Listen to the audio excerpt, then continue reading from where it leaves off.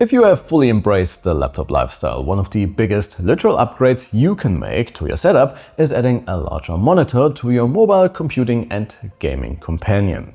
But chances are you do not really want to overspend, since, well, you already dropped quite a bit of cash on your laptop. But at the same time, you do not really want to compromise on image quality, since that shiny new screen in question should still feel like an upgrade. Sounds like a bit of a conundrum, sure, but with the AW2726DM, Alienware might have the perfect screen for you, since for one, we are talking about a QD-OLED panel, so you get those inky blacks, insane contrast and punchy colors everybody has been raving about for years, and at the same time, this one is $350.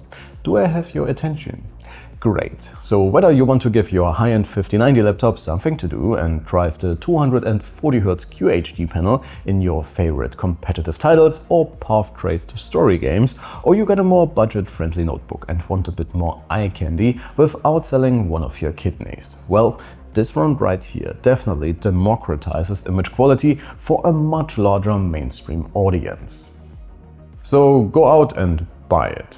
Spoiler alert, yes. And while Alienware definitely had to make some compromises to get the price down, they did so very carefully and in a way that does not take away too much from your everyday experience. Let's get into it. Before we get to our measurements for the panel, let me quickly give you a walk around of the company's most affordable OLED display aimed at pleasing gamers. And while the new display does not sport Alienware's usual design language, it does look quite clean and definitely not very budget, and the black chassis with the subtle branding should fit pretty much every setup. Overall build quality is also very much alright for the price. Yes, there is a bit of wobble, but nothing excessive. And when it comes to ergonomics, the clean-looking stand gives you quite a bit of options when positioning everything to your liking. The only thing I am missing is a small cutout to route cables, just to make everything look a bit cleaner. You can also pivot this one, just in case you want, for whatever reason, use your shiny new screen in portrait orientation. And speaking of cables, the AW2726DM comes with two HDMI inputs that allow you to drive the 2560 by 1440p panel at 120 Hz and a single display port, which you should use if you want the full 240 Hz the OLED is capable of. Alright, enough of the chit-chat, let's get to our measurements. And as you can see quite clearly, the biggest compromise you will have to make is overall brightness of the panel.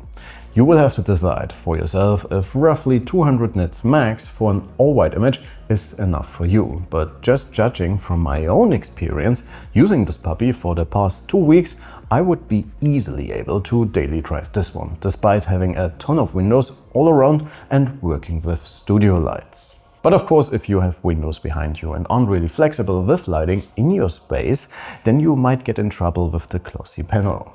Apart from that, you get the usual OLED experience, so great contrast, generous color gamut coverage and pretty much instant response times, so you got no one but yourself to blame when losing your Fortnite one-on-ones. Factory calibration is a bit off, but things can be improved quite a bit with manual calibration should you have the necessary tech to do it yourself, which also makes this one suitable for some content creation on the side. We have also been able to measure some very slight flickering at 240 Hz, which is probably just the OLED refresh and should not really bother you at all. But we are talking about an Alienware product here, so let's talk about the actual gaming experience. To stay within the family, I hooked up the Area 5118 and the Aurora 16, so you got exactly the setups I was talking about in the intro. And well, I just started playing and testing Pragmata on the 18-incher with its 5090, and the QHD panel is a great fit for the path-traced title that makes heavy use of colorful sci-fi scenes, which looks simply gorgeous on the OLED. And with MFG, I was even able to almost hit the native refresh rate of the new panel, and thanks to FreeSync, which basically works like G-Sync, I was treated with a tear-free gaming experience.